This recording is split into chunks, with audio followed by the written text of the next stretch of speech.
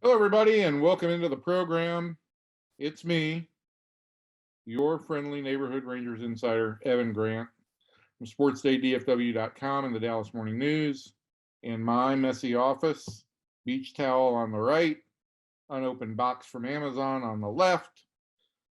But hey, it's been a messy week for the Rangers, so these are the kinds of high production value props we bring to the program here for you on the Rambling Rangers Report or This Week in Rangers Baseball, whatever you at home want to call it. That's the kind of options we also provide because we are a full service video something or other. Anyway, listen, let's get to the last week. If we were going to rename the segment, we might call it This Week in Wasted Opportunities, because that's what I feel like it was for the Rangers after they got to 500 at 24-24. It seems like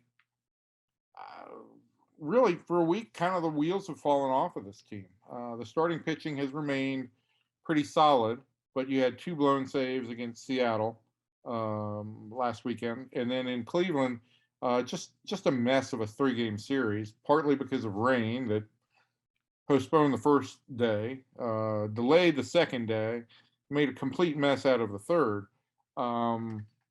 But it also seemed to include the Rangers playing sloppily in some key situations. Two things that stood out for me, and I want to talk about this a little bit, are on the day that Marcus Semien went 7 for 8, and really I feel like kind of announced that he's back offensively. It also included what I thought was an embarrassing play for him in the first game of the doubleheader on Tuesday at Cleveland, the 8th inning. Rangers had cut the score from 5-1 to 5-3 on a pair of home runs, including one by Marcus Semien. And in the bottom of the inning, a 2-out error by Andy Ibanez, who had just been recalled, put a runner on base. Runner stole second. Pinch runner Orlando Mercado. Then on a ground ball up the middle that Semien kind of had go off the heel of his glove and then kicked, and then kind of just slowed down almost. I don't want to say gave up on the ball, but gave up on the play and kind of just checked first base and forgot about the runner who had taken off from second. Mercado picked speed back up from third, and by the time that Semien noticed and reacted, his throw home was late, and it gave the Indians a 6th run. And it was just the kind of bad body language and unaware play that sticks with you. Afterwards, after the doubleheader was the first time I got a chance to talk to Semien, and he really kind of downplayed it. It was a day to talk about the 3 home runs and the 7 hits and hitting the fastball. But again, it just seemed to be an illustration that even on days when things go well for the Rangers in some regard, they also take one step back. Step forward, step back. That's a 500 team. That's where the Rangers have kind of hovered or floated nearby, flirted with for much of the last 3 weeks. But let's talk about playoffs. Let's talk about one other play from that series in Cleveland, and that was Wednesday night in a game that was delayed in the 5th inning, 2 outs from being official by an hour and 52 minutes because of a rain shower. It was the one time that the Rangers showed a little bit of life. They got 2 runners on, 1 out in the inning. Rain comes. We resume play.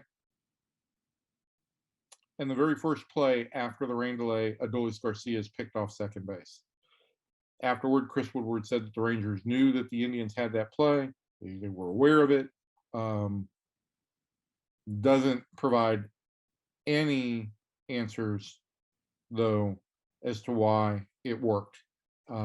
Just another situation where the Rangers were caught unaware, and that was a bad look in Cleveland. But bad looks can be overcome. I think the bigger issue for the Rangers has simply been the lack of clutch offense, and it's been a common trait in each of the last 3 years when they've kind of fought their way back to 500. They go into a 3-game series at Chicago this weekend, 5 for 50 since they were 24 and 24 with runners in scoring position. 5 for 50. It's almost unfathomable to me. They have, in that time, they've hit 15 home runs in 8 games. They also have 15 walks. So they're not walking. Guys are okay giving up solo home runs on occasion when they need to challenge the Rangers. And because they're not walking and not getting guys into scoring position, their at bats with runners in scoring position that they do have are becoming that much more challenging. Listen, this is the same problem the Rangers had last year when they got to 18 and 18. Same problem they had when they were 10 and 10 in 2020.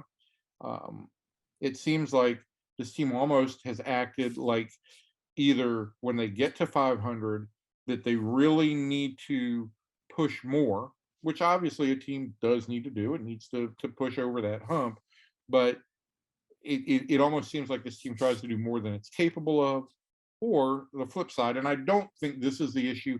I don't think the Rangers look at 500 as a significant accomplishment that would allow them to ease up. I do think that this is a team that because it has endured a losing record for 5 consecutive years now, the longest stretch in Rangers history, even though the personnel has changed out, there is that pressure there to stop it and to turn things around. And the Rangers have struggled when they have gotten to the point where they have an opportunity to do that. So that was, for me, the big story of the week. Wasted opportunities and a wasted series in Cleveland. And listen, we can talk about the Rangers being 26 and 30 and being on the fringes of a wild card race that's just going to start now that we're a third of the way through the season. But let's cut to the chase here. Here's the bottom line. In the same time that the Los Angeles Angels have lost 14 straight games and fired their manager, the Rangers still haven't been able to catch them in the standings, which tells you there's a lot of work still to be done. And what it tells me is this team doesn't need to focus on record or where it is in the standings or the playoff hunt. What it needs to do is play good, solid, fundamental baseball. It has been spotty for much of the season. It looked like the Rangers were starting to get on more of a roll.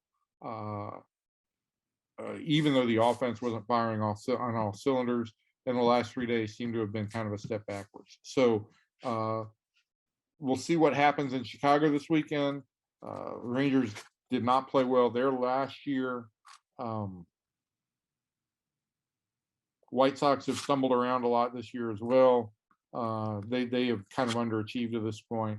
But what the Rangers need to do is go out and start figuring out how to play the game and the situation ahead of them and take advantage of the opportunities that are given them. And as we've said, I think in just about every video this year, listen, this offense is built around Marcus Semien and Corey Seager, the 2 guys in whom the Rangers spent $500 million in the offseason. Neither one of them has been profoundly hot at any point in time. Both of them have been cold together at certain times. Semien appears to be warming up right now. Seager is struggling. And until those guys get in some kind of role, especially since they've hit back-to-back in 46 of the Rangers' first 56 games, that is the heart of the order. And if they're not functioning in a dynamic way, this offense is going to go nowhere. The rest of the team, for all Adolis Garcia's highlight plays, for all the great defense that Eli White has provided, for some of the big hits that Nate Lowe has provided of late, those are supplemental players. They can help you win, but you're not going to win if your franchise, your pillars, to quote Chris Woodward, if those guys are not executing. And that's where it's got to start.